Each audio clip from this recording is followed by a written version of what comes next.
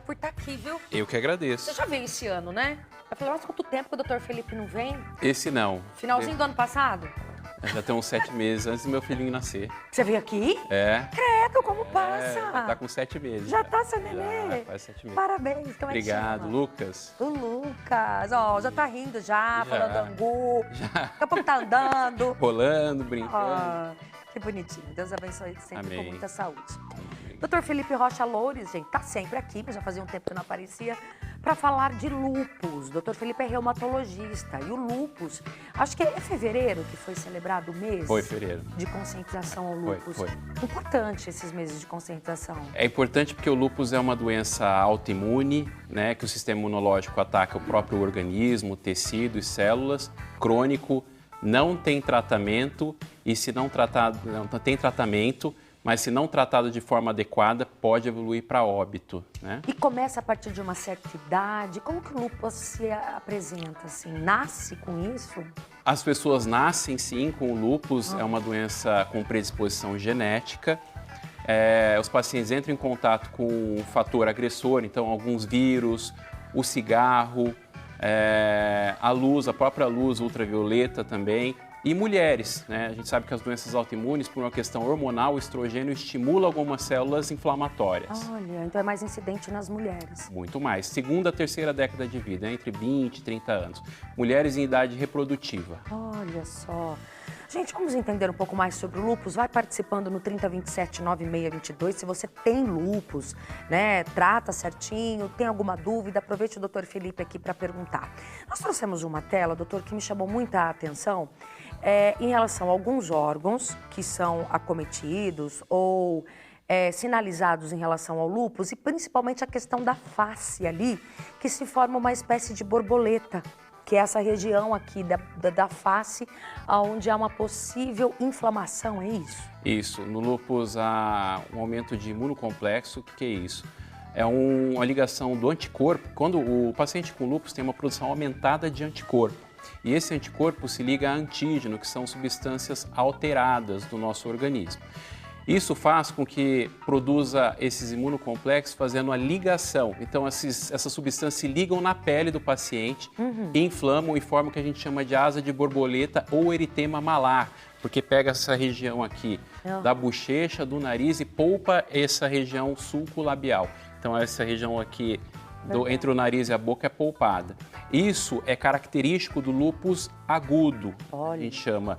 E nessas lesões de pele, há um predomínio de lúpus sistêmico. Esses pacientes têm um risco de ter uma inflamação cardíaca, uma inflamação pulmonar, pode atacar as células sanguíneas, as células vermelhas, as articulações, os rins, os vasos. Então, é uma doença que a gente chama de pleomórfica, pode acometer qualquer tecido ou órgão. Como que é feito o diagnóstico? O diagnóstico é clínico e laboratorial. A gente pede exames de sangue específicos, né? Existe um exame chamado FAN, que é o fator antinúcleo, que ele é de triagem, né? Ele não diz se tem ou não, ele diz se tem suspeita. Através desse exame e dos sintomas, sinais e sintomas que o paciente apresenta, a gente chega a um diagnóstico. E o tratamento é remédio? O tratamento é medicamentoso, com imunossupressor. Toma sempre, direto? Praticamente a vida toda, tá? Porque como não tem cura e tem tratamento, é um tratamento crônico, então de médio a longo prazo, né? A gente sabe que o tratamento dessas doenças autoimunes, a gente quer que a gente reduza esse sistema imunológico, né? Reduza essa agressão, justamente para isso, para controlar essa doença que é perigosa e pleomórfica, né? Então tem que cuidar. Tem que cuidar. Ficar atento. Vamos às participações que chegam pra gente? Bacana, hein? 3027-9622 é o nosso WhatsApp. Vamos à primeira delas. Olha só, é da Débora Marques. Um beijo, Débora. A pessoa com lúpus pode chegar a desenvolver algum tipo de câncer? Sim. Débora, boa tarde. Pessoas com lúpus, com doença autoimune, têm um risco aumentado de desenvolver diversos cânceres. No lúpus, mais linfoma e leucemia, até 3% mais do que a população em geral. Em especial esses dois. Em especial esses dois, mas outros também, mas mais comumente esses dois. Legal. Respondido, Débora. Vamos ficar atento, faz o tratamento certinho. Vamos a mais uma participação, são 10 para as 2 da tarde.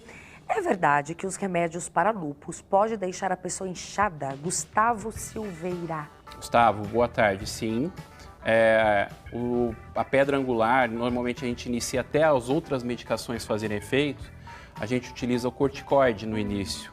E o corticoide retém líquido, como a gente sabe, né? Além de causar outros efeitos adversos. Então, existe um ganho de peso, sim. Nesse início, que é com corticoide. Com corticoide, aí depois vai entrando com outros remédios. Aí depois com outras medicações poupadoras de corticoide, aí a tendência é a redução do peso. Imagino que a alimentação deve estar muito bem controlada para quem tem que ter uma dieta bem equilibrada. Bem certinha, né?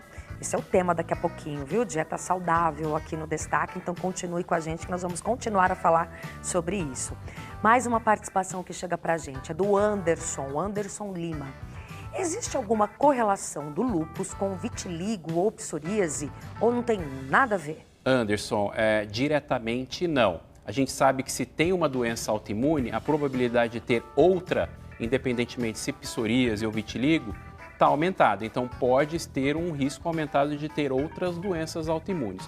O lúpus se associa muito comumente com artrite reumatoide. A gente tem até uma nomenclatura chamada lúpus. Lúpus é o lúpus mais artrite reumatoide. Por quê?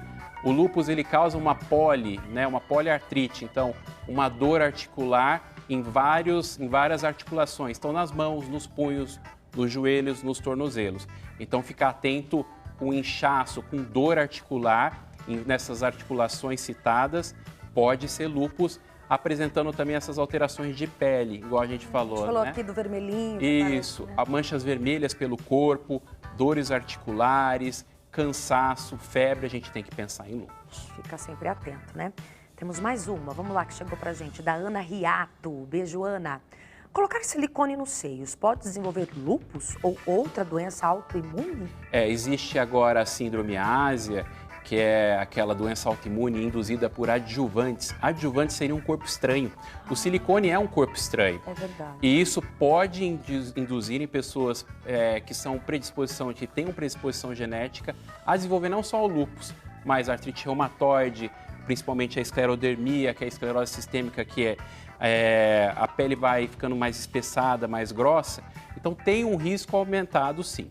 Só que a gente sempre tem que fazer história familiar, se esse paciente tem anticorpo. Então sempre é bom a avaliação de um reumatologista.